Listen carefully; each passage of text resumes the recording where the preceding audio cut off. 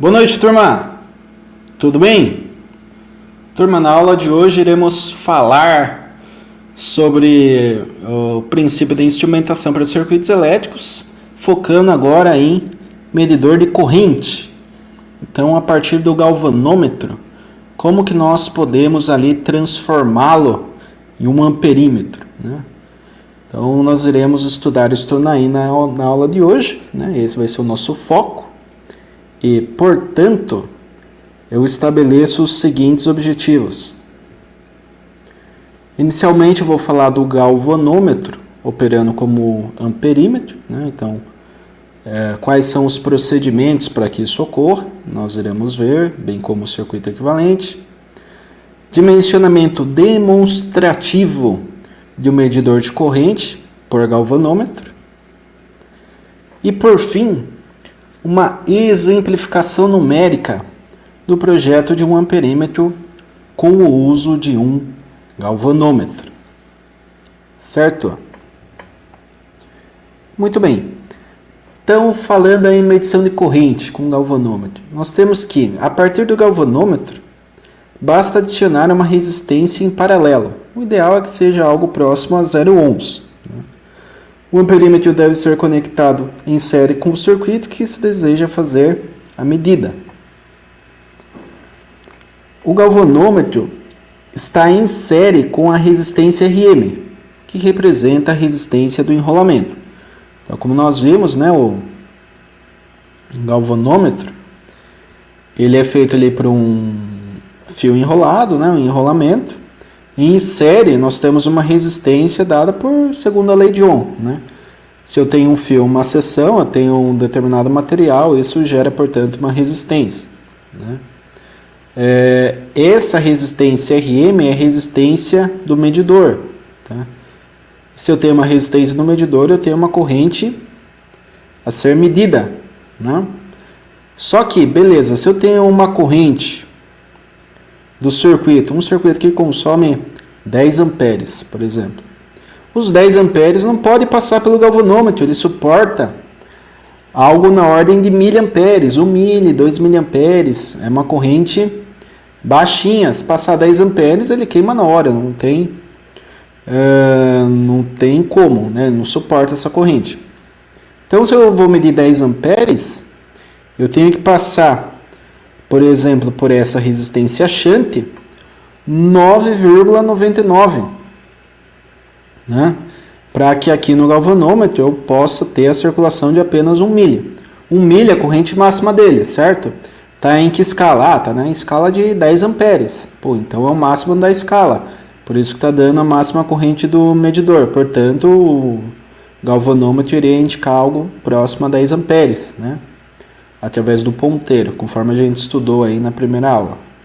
Por isso que a gente coloca resistência em paralelo, porque em paralelo a corrente se divide, né? Então, uma pequena parte, uma parte minúscula aí dessa corrente que está sendo medida, vai para a bobina do galvanômetro, e a grande maioria vai circular por uma resistência, por isso que ela tem que ser a menor possível, para que a corrente busque esse caminho, né? Esse caminho mais fácil de circulação.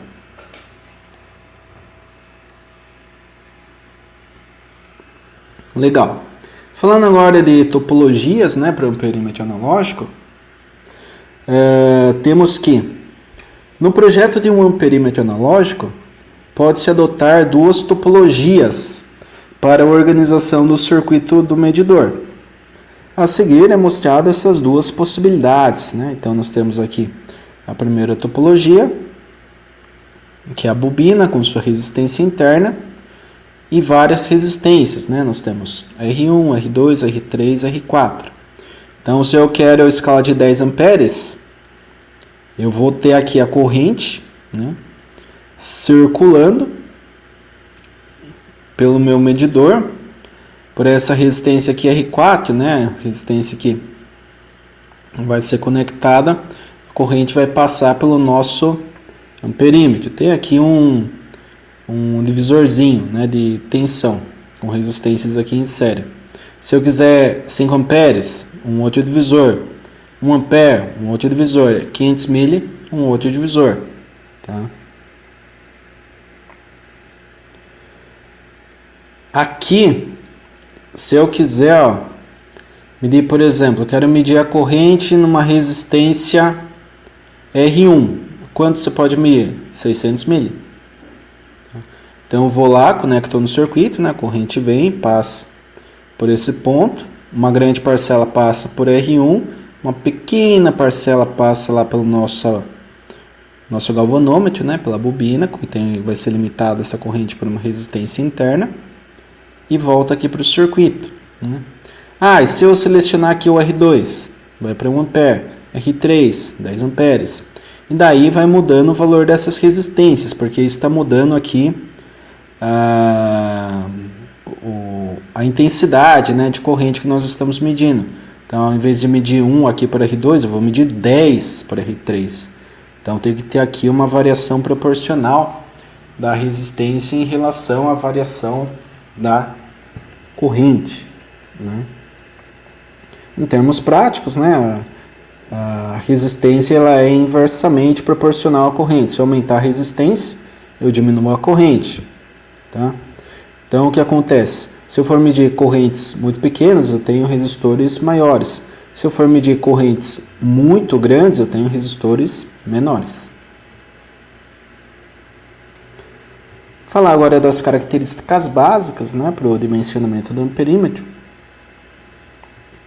Temos a ligação em série para medição em um circuito. Né? Então aqui eu tenho uma fonte, 2 lâmpadas, e eu devo abrir o circuito para conectar um probe, né, que vai receber essa corrente do circuito para dentro do amperímetro, e o outro probe de volta para o circuito. No caso, a corrente vem de L1, passa pelo amperímetro e volta do amperímetro para o L2. Essencial aqui, né? Deve-se determinar um resistor para atingir o fundo de escala do galvanômetro. Tá? Então, aquele 1 mA, 2 mA, 5 mA, 10 mA do galvanômetro, ele vai ser dimensionado através de uma análise de circuitos.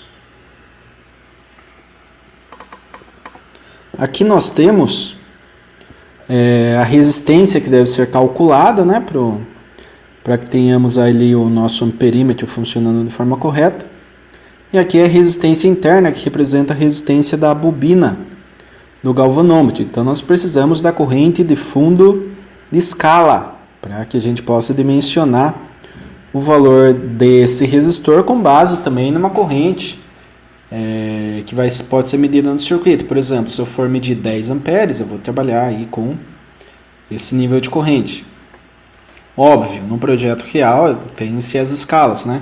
10 amperes, 20 amperes, né? 2 amperes, enfim, temos aí diversas escalas que são utilizadas de forma prática.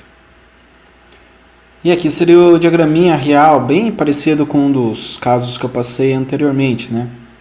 No slide anterior. Então vem a corrente aqui do circuito, né? Tá chegando aqui a corrente a ser medida, corrente que estaria saindo dessa lâmpada, ó.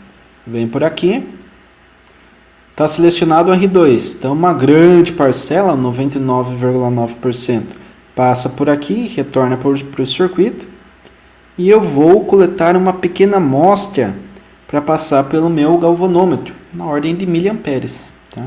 E daí, por lei de Kirchhoff, essa parcela em mili também retorna nesse nó e volta para o circuito, tendo já uma indicação aqui de medição. Tá? Então, perceba, esses resistores, eles são muito importantes, obviamente, tem uma potência específica também, né? Não dá para a gente trabalhar aí com uma corrente de 10 amperes e um resistor de 1/8 de watt. Isso daí não existe, né? Ele vai ter que processar uma potência grande aqui.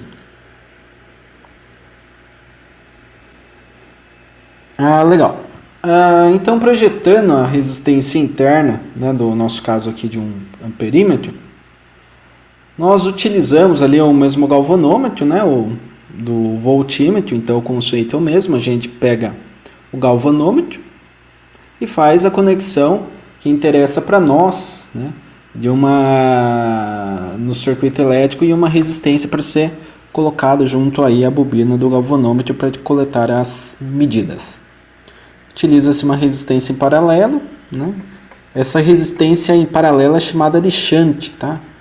Muitas vezes vocês podem ouvir, tem um shunt aí no circuito, opa, tá uma resistênciazinha aí colocada, né, que vai auxiliar na medida. Aqui, ó, nós temos o circuito que iremos analisar, né? Então a corrente vem do circuito, aqui eu chamei de I2, a parcela que vai para o galvanômetro é o I1, e a parcela que vem para a resistência a ser dimensionada é o I2 menos I1, que eu chamei de IR. Legal, então qual a resistência equivalente aqui? Se a gente considerar que esses dois resistores estão em paralelo, né, nós temos produto pela soma. Isso não tem muito segredo. Né? Agora, em paralelo, a tensão é a mesma. Né? Então, eu tenho V2 para baixo e V2 para cima. Portanto, o V2 é o I2, né? É a corrente I2 vezes a resistência equivalente. Né? Se eu quero a tensão total, eu pego a corrente total e multiplico pela resistência total. Então, eu tenho isso daqui. Né? I2, produto dos resistores pela soma. Legal, aqui é a tensão. Agora, se eu quiser a corrente I1, ou seja, a corrente pelo galvanômetro, eu faço tensão, VR2, dividido por quem? Justamente pela resistência interna. Né? Já que a bobina, né, se a gente analisar ali em corrente contínua, em regime permanente, ela está em curto-circuito. Então, fazendo essa divisão, né, nós temos o seguinte, nós temos que o R, o R1 vezes R1 dividido por R1 mais R1 é resistência equivalente, que multiplicado por R2 equivale a V2. Aqui eu estou dividindo por R1, porém eu tenho R1 aqui embaixo e R1 em cima, portanto eu posso simplificar. E chegamos aí como resposta, né, uma formulinha final, essa daqui, que correlaciona a corrente, né, do nosso medidor ali, que seria a corrente de fundo de escala, né, para o pior caso, igual a corrente de carga, ou seja, a corrente que está vindo do circuito, que multiplica a resistência calculada dividido pela resistência calculada mais resistência interna. Legal. Se eu conheço I1, eu conheço o IR também, da mesma forma. Né? V2 agora sobre R1, teremos a mesma coisa aqui, né? Algo bem similar a isso daqui, só que agora aparece R1 embaixo, em cima, não RI, né? Agora é R1. Então podemos simplificar também e chegamos aqui que o IR1, ou seja, a resistência, né? Corrente na resistência calculada, é a corrente a ser medida que multiplica a resistência interna dividido pela soma das resistências. Essas duas formulinhas aqui, não sei se vocês estudaram, mas são formulinhas denominadas de divisor de corrente. Tem o divisor de tensão e temos também o divisor de corrente. Né? O divisor de tensão vocês já devem ter estudado aí, com certeza, né? Que basicamente eu pego lá, eu quero a tensão no circuito série, eu quero a tensão no R1, né? R1 em série com R2. Então, pego R1, divido por R1 mais R2 e multiplico pela tensão da fonte. Aqui é algo parecido, só que com as correntes. Né? Porém, no caso, é oposto. Né? Se eu quero a corrente no R1, eu multiplico por RI. Se eu quero a corrente no R1, eu multiplico por R1. Muda só isso, né? Mas a disposição aqui dos resistores na fórmula é bem parecida, né? E aqui tem a multiplicação pela corrente e no divisor de tensão é pela tensão. Legal. Agora, desenvolvimento de um amperímetro analógico. Como que a gente vai fazer isso, né? O que a gente vai adotar? Bem, iremos adotar em um galvanômetro de corrente de fundo de escala de 1 mA, resistência interna de 15 ohms, E iremos calcular aí o errão para fazer uma medida em 8 amperes. Tá? Legal. Então já sabemos que o I errão é essa formulinha aqui, vista anteriormente. Como eu preciso do errão, eu tenho que isolar este carinha. Então a gente vai mexendo, né? Passa esse daqui que estava multiplicando lá, dividindo. Daí eu tenho uma divisão aqui, outra aqui, eu inverto os dois lados. O que estava para baixo vai para cima, né? Dos dois lados, legal. Daí aqui estava dividindo, passa lá multiplicando. Cheguei aqui. Errão é igual I2 sobre I errão vezes R'inho menos R'inho. Posso fazer aqui uma formatação desses dados aqui, né? E teremos, portanto, essa fórmula aqui, ó. Tá? No lugar do I errão, eu irei substituir os dados que foram dados aqui, né? Que seria o dado da corrente medida e o dado da corrente de fundo de escala. Então, no lugar do I errão, por lei de Kirchhoff, a gente sabe, né? Que seria o I2 menos o Izinho 1. Quem tiver dúvida pode voltar no slide anterior que tem o desenho lá, o diagraminha, é só seguir ali, daí vocês irão ver aí que por lei de Kirchhoff nós temos isso daqui. Muito bem. Então, se essa é a minha formulinha, ficou fácil. RI, tenho. I2, tenho. I1, que é a corrente de fundo de escala, tenho também. Esse daqui é o I1, tá? O enunciado escreveu de uma outra forma, mas para nós é o I1. Então eu tenho tudo. Basta agora substituir. Então, substituindo os dados, ó, vai ficar 8 dividido por 8. Menos 1 vezes 10 é menos 3, que seria 1 milho, né?